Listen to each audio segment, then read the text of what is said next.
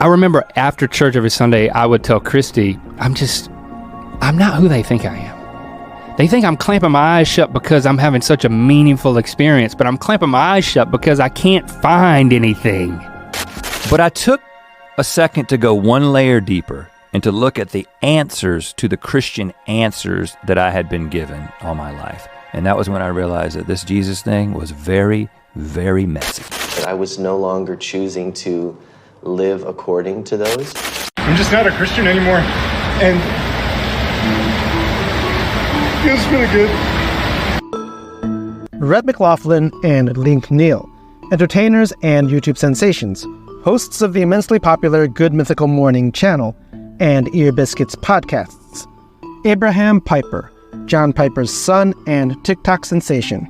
Joshua Harris, author of the popular book I Kissed Dating Goodbye. Marty Sampson, former Hillsong worship leader and songwriter. Paul Maxwell, former Desiring God contributor, former philosophy professor at Moody Bible Institute. These men have turned away from the Christian faith. Some call it deconstruction, but that's really just another word for apostasy.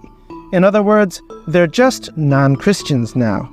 And not just non-Christians, they're now essentially anti-Christians who are loudly proclaiming their new non-Christian worldviews. John Cooper, lead singer for the Christian rock band Skillet, got it right when he posted, "What is happening in Christianity? More and more of our outspoken leaders or influencers who were once faces of the faith are falling away, and at the same time, they are being very vocal and bold about it. Shockingly, they still want to influence others. For what purpose? As they announce that they are leaving the faith. I am stunned that the seemingly most important thing for these leaders who have lost their faith is to make such a bold new stance, basically saying, I've been living and preaching boldly something for 20 years and led generations of people with my teachings, and now I no longer believe it. Therefore, I'm going to boldly and loudly tell people it was all wrong, while I boldly and loudly lead people into my next truth. I'm perplexed why they aren't embarrassed, humbled, ashamed, fearful, confused. Why be so eager to continue leading people when you clearly don't know where you are headed? Let's take a look at the quote-unquote deconstruction of these men. Rhett and Link used to be missionaries and for Campus Crusade for Christ, now known as CRU, staff members. In February of 2020, both Rhett and Link each posted videos that were nearly 2 hours long explaining their deconstruction. I had never looked at the evidence revolution. I had read books about it written by people who didn't believe in it. I was even further troubled, right? And so I'm losing my faith in the Old Testament, but I'm also losing my faith in those same Christian thinkers who have said all this stuff that, like, guys, this is solid as a rock. You can stake your entire life on these truths and they'll always be vindicated. This was like a kind of a breath of fresh air for me, honestly, coming to California with all these doubts.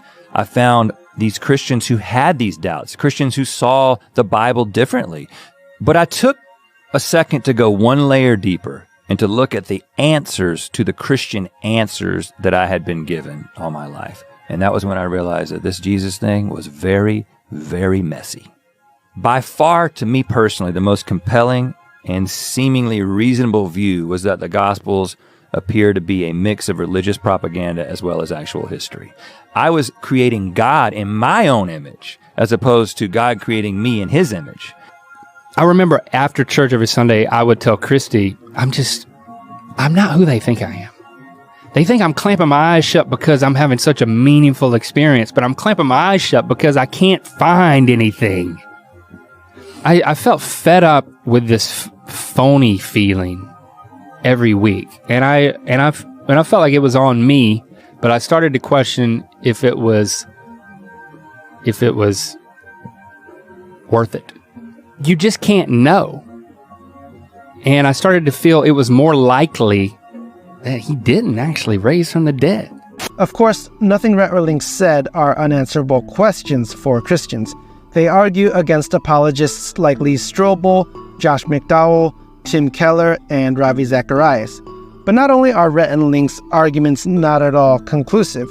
You know, my number one pet peeve when it comes to the culture war and origins is that people will allow evolutionists to talk about evolution like it's fact, like it's absolutely proven, and be intimidated when it comes to talking about creationism as though there's absolutely no fact or no science on our side.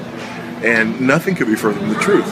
The fact of the matter is there's actually more scientific evidence on our side than there is on theirs. And there's more presupposition on their side than there is on ours. They never mention deeper, philosophical, arguably stronger arguments made by apologists such as Gordon Clark, Greg Bahnsen, and Cornelius Van Til. And truth. Scripture teaches us that God upholds the world and carries the universe along to its intended destination. Therefore, we have a justification that satisfies the preconditions necessary for the intelligibility of the uniformity in nature. All human experience, let me say it again, all human experience depends upon the uniformity in nature. All human experience is dependent upon the principle of induction. Our opponents will assume this all night. They're doing it right now. They'll not, however, be able to justify their appeals to it given their atheistic presuppositions. The Christian worldview denies what atheists like Dr. Clark and Mr. Ellis claim about reality, that it is simply matter in motion or that all that exists is the material universe. The Christian worldview maintains that there are material and immaterial aspects to reality and our existence, and will demonstrate their dependence upon the triune God. In an article titled, "Let's Deconstruct a Deconversion Story, The Case of Rhett and Link," Elisa Childers notes concerning Rhett, he suggested that if all of these apologists and theologians were to recant their stories and change their opinions, their livelihoods would be at stake. Aside from the fact that most apologists have day jobs, this leads to a fair question. What would Rhett and Link stand to lose if they didn't capitulate to culture on an issue like same-sex marriage? Would Jack Black and Daniel Radcliffe guest star on their YouTube channel if they held to the biblical doctrine of marriage and homosexuality? How would it affect their revenue streams and net worth to remain faithful Christians in today's culture climate? Whatever their motivations, two things seem clear. First, Rhett and Link do not have any answers. They're just turning away from Christianity, which we would argue does have answers. And second, rejecting Christianity makes it much easier for Rhett and Link to maintain and expand their popularity in a culture that hates biblical values. Abraham Piper is John Piper's son. Abraham was excommunicated from Bethlehem Bible Church when he was 19 because he wanted to stop pretending that he was a Christian. At 23, Abraham returned to the church, saying, "God made it possible for me to love Jesus." After that, Abraham walked away from the faith again. And now, Abraham has become a TikTok sensation who regularly criticizes Christianity. Even the most abrasive fire and brimstone preacher doesn't really believe in a literal hell. Here's how we can tell. If they allow themselves even a single banal luxury, they're proving they don't believe. How are you going to take your family to Outback after church while millions of people are burning alive? Lots of people saying they wish hell was real yesterday. You hear that a lot after notorious people die, and I resonate with that. Nobody actually means it, they're just pissed, and they're expressing their frustration hyperbolically. But my brain always goes to the same place and takes it literally. Let's say Christian Hellfire is real. If I got to hold the worst person ever over an open flame, how long could I do it? It's stupid and grotesque, but we're talking about hell here, so yeah, stupid and grotesque. Could I even do it for 5 seconds? No, of course not, and neither could you, because it doesn't matter how bad they are. We're good. Good enough to not burn people alive anyway. What's interesting to me about this thought experiment that nobody asked me to conduct is that it shows you have to be insanely evil yourself to give evil people what they deserve. Essentially, why would you hate God? He'll send you to hell. Or you should love God, otherwise he'll torture you. Most people have ideas of hell based upon Dante. I'm sure most of you, all of you, read in high school Dantes Inferno and have ideas that hell is some sort of kind of twisted, malignant, gleeful torture of human beings. It's not. You say, "Whoa, that's good." It's worse. It is perfect justice. It is perfect, pure, blinding justice. Of course, Abraham's arguments against Christianity are not good arguments. Nevertheless, Abraham certainly has a lot of influence over a large number of people on TikTok. Joshua Harris was a popular Christian author who wrote, "I Kissed Dating Goodbye." In July of 2019, Harris published an Instagram post announcing that he and his wife were separating. Later that month, Harris published another post on Instagram saying, "The information that was left out of our announcement is that I have undergone a massive shift in regard to my faith in Jesus. The popular phrase for this is deconstruction. The biblical phrase is falling away. By all the measurements that I have for defining a Christian, I am not a Christian. But I specifically want to add to this list now. To the LGBTQ+ community, I want to say that I am sorry for the views that I taught in my books and as a pastor regarding sexuality. I regret standing against marriage equality, for not affirming you and your place in the church, and for any ways that my writing and speaking contributed to a culture of exclusion and bigotry." A couple of years later, Harris announced that he would be launching a course about deconstructing one's faith called Reframing Your Story, which would include a starter pack costing $275. However, soon after launching this course, Harris took down the course because of widespread criticism. Marty Sampson, former Hillsong worship leader and songwriter, told the Christian Post, "I have and continue to analyze the arguments of prominent Christian apologists and biblical scholars, and am open-minded enough to consider the arguments of atheist debaters and debaters from other religions." Churchleaders.com writes, he brought up questions like why God, who is supposed to be unconditionally loving, sends people to hell, why pastors fail morally, and why advances in science seem to be piercing the truth of every religion. Again, like with Rhett, Link, and Abraham's arguments against Christianity, there are answers to all of these questions. It simply seems that these men are choosing not to accept the answers that are being given.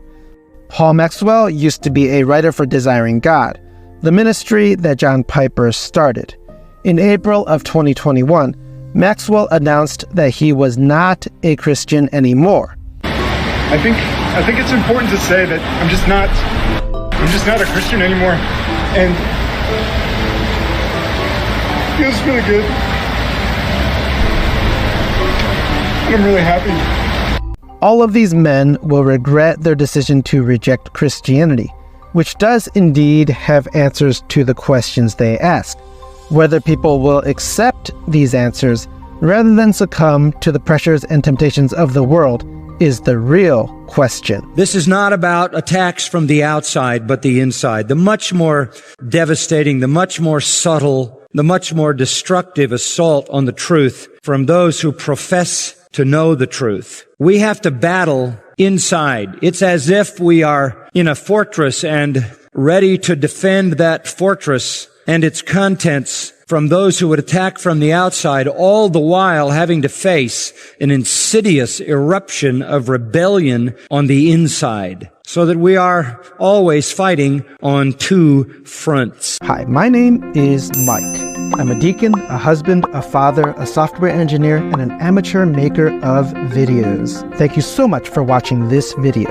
If you want to help me in my mission to spread biblical truth, just subscribe and watch these videos until the end, which will help the YouTube algorithm recommend these videos to more people. I'm committed to using the skills and gifts God has given me to glorify Him and communicate biblical truth. And I would be so grateful if you would come be a part of what I'm building. You can visit my website at joyfulexile.com to learn more about me and what I'm working on. I hope you're having a blessed day. I will see you in the next video, and remember, this world is not our home.